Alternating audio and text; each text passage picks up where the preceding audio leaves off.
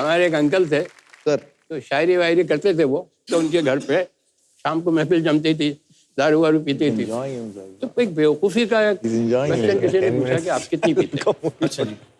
किसी ने कहा मैं 3 पैक पीता हूँ, किसी ने कहा मैं 11 बजे तक पीता हूँ फिर छोड़ देता हूँ। 11 बजे तक पीता? हाँ, 11 बजे तक छोड़ता हूँ। किसी ने कहा कि मैं इतना पीता हूँ। तो उनसे पूछा, अंकल से पूछा कि आप कितनी पीते हैं? अरे यार बेकार की बहस है यार, कितनी पीते हैं मूड के ऊपर होता है, कभी पी ली कभी नहीं पी, और मैं तो बहुत ही इंडिफरेंट ड्रिंकर हूँ। और फिर भी बताओ तो सही कितनी पीते हो? क्या मतलब है ये? थोड़े से इरिटेट हो। अरे बताइए तो सही कितनी पीते हैं? अब वो तो पीने वाले को तो लूप लग जाता है। जी। अपनी नौकरानी को बुलाया, नसीबन आओ। आई वो, क्या है साहब, वापस जाओ। कहा कि आपने मेरी बुआ को देखा? कहने के हाँ। कैसी लगी आपको? कहने बेचारी मामूली सी शक्ल की है, कहने जब ये खूबसूरत लगने लगती मैं बंद कर देता हूँ।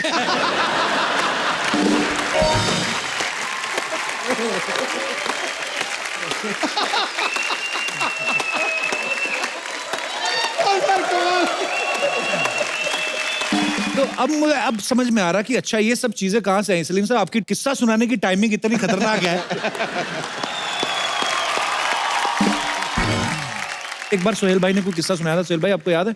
आपने कोई हेलो ब्रदर का किस्सा सुनाया था कि जब आपने हेलो ब्रदर बनाई फिर पापा को दिखाई तो कुछ बड़ी मजेदार बातें कही थी सलीम रोल साहब। उसमें इंटरचेंजेबल होना थे जी। अरबाज का रोल जो था जी।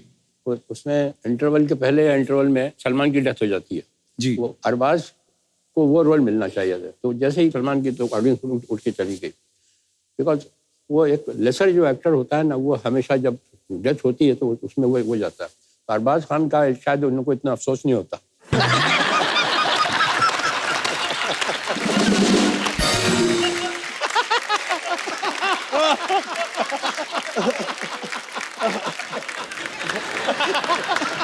दबंग also almost I think एक महीना पहले we narrated and he found a flaw in the plot and he said कि यार तुम go ahead कर रहे हो फिल्म के साथ, इसमें ये खामियां, इसको करेक्ट करो तब जाके इसको go ahead। पर अभी भी फिल्म रिलीज होने से पहले we show dad the film, और जैसे कि मैं अगर कभी सीन पर अटक जाता हूँ then I call dad up and ask for the dialogues.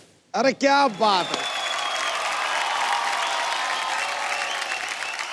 Salim साहब, आज शो पर आज आपसे मुलाकात हुई पहली बार, लेकिन बड़े सारे किस्से सलमान भाई, सोहेल भाई, अरबाज भाई सुनाते रहते हैं। कहते हैं कि तीनों अपने अपना काम करते हैं, लेकिन फिर भी आज की डेट सलमान भाई ने कहा था कि हम आज भी तीनों भाई जो हैं वो जो भी पैसा कमाते हैं अपने पापा के हाथ में रखते हैं और वही आगे वापस भी ले जाते हैं।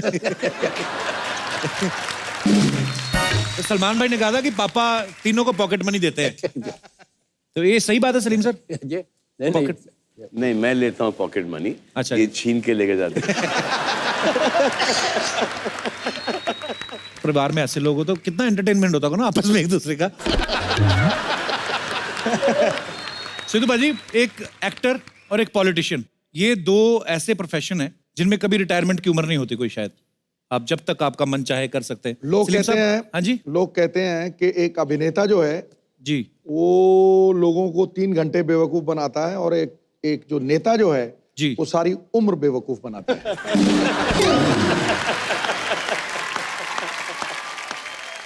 अरे सच्चाई तो है आप में। अरे मैं ये नहीं बोल रहा हूँ, मैं ये कह रहा हूँ बाजी कि आप खुद पॉलिटिशियन लेकिन ये आप बात बोलते हो। मैं कि मैं ये स्पोर्ट्समैन नहीं, हूँ। मैंने देख बात खत्म नहीं की। मैं वही बोल, अच्छा है अभी। मैं स्पोर्ट्समैन हूँ। बैठ जा नीचे। निकल गया ना पतली गली से। आपको सलीम साहब का पता ना कि सलीम साहब जब नए नए इंडस्ट्री में आए थे तो एक्टर बनना चाहते थे। अब तो सलीम साहब आपके तीनों बेटे सुपरस्टार्स हैं, खुद फिल्में भी बनाते हैं। तो सर कभी इन्होंने ऐसा नहीं सोचा कि हम अपने पापा के लिए कोई रोल लिखें? इन्होंने कभी मजाक में भी नहीं, कभी जिक्र भी नहीं हुआ कभी कि पापा आपके लिए ऐसा रोल है, अगर आप करें तो अच्छा है? सर मेरा जो एक्टिंग जो का करियर था जी, वो मैंने खुद ही छोड़ा है जी, और मैं दुआ मांगता था कि मुझे फिल्म से निकाल दें तो अच्छा है। ऐसे क्यों सर? मैं सुनाता हूँ आपको। जी, दीवाना फिल्म में काम कर रहा था तो वहाँ मेरा विलन का रोल था। अच्छा जी। तो अल्टीमेटली 4-5 विलन जो थे मेरे आप में मुझे घेर लेते हैं, और महेश कौल डायरेक्टर थे। तो उसमें एक सीन था कि मैं घिर गया हूँ और मुझे ये क्लोज के अंदर ये एडम एप्पल का शॉट देना था कि जी, यूँ करता हूँ, राज साहब जब आते थे तो मुझे हटा दिया जाता था कैमरे के सामने अच्छा। और उनका शूटिंग शुरू हो जाती थी। तब तक राज साहब नहीं होते तो मेरी शूटिंग लेते थे। वो इतना करना था मुझे। इधर उधर घूम के आते थे, आए कि नहीं राज साहब, इधर गए उधर गए, अरे कहाँ वो निकल गए कि नहीं, क्या करेगा।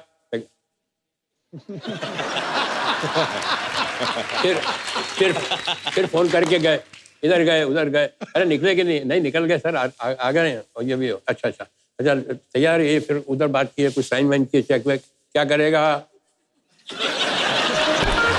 समझा। फिर आए किसी को इंस्ट्रक्शन दिया। अब ना करते करते ये सीन लंच टाइम हो गया। अब ये जो चीज़ है ये खाने में कितनी मरतबा करना पड़ती होगी आपको, 25 मरतबा 30 मरतबा। अब ये सुबह से लेके 1 बजे तक मैं यही कर रहा था। ये क्या कर रहा है? तो वो उसका मूवमेंट जो था वो मुझे नहीं मालूम कि बंद हो गया है। तो कहा जल्दी शॉट लेते हैं। अच्छा उस जमाने में फिल्म भी बहुत महंगी आती थी, अपना कलर फिल्म। तो ले गया बिल्कुल क्लोज के अंदर, कैमरा क्लैप गया, एक्शन। हो ही नहीं रहा, वो जा ही नहीं रहा है। ड्राई हो गया होगा। कट क्या हुआ। फिर तो बोला का मुंह में पानी दे दो, तो यूं करेगा। हाँ। तो मैं पानी दिया और डांटा, तो मैं उनको बोलने गया के लिए तो पानी बाहर निकल गया। तो हाँ क्या करेगा। अल्टीमेटली मुझसे नहीं हो रहा था वो। तो मेरे पास आए, in my career you are the only actor I have seen who can't even swallow।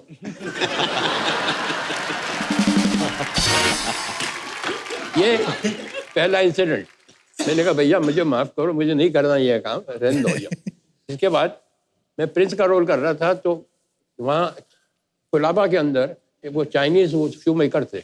अच्छा जी। उनको ऑर्डर दिया और वो शू यहाँ का पहनने वाला वो वेलिंगटन, वो मेरे ख्याल से 2 नंबर छोटा लिया है।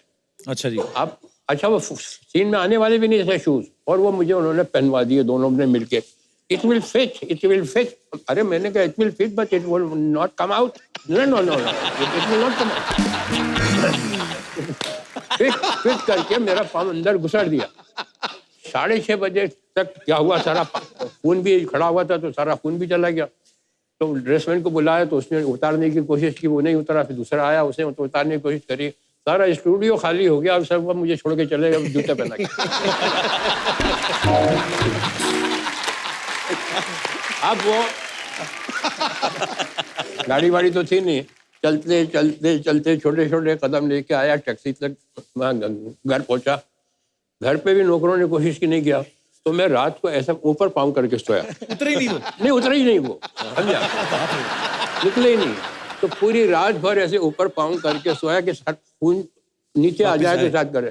फिर अल्टीमेटली उनको यहाँ से पीछे से मैंने कहा अगर पढ़ूंगा तो ये कहेंगे दूसरे दिन कि तुम जूते पहन के आओ वापस।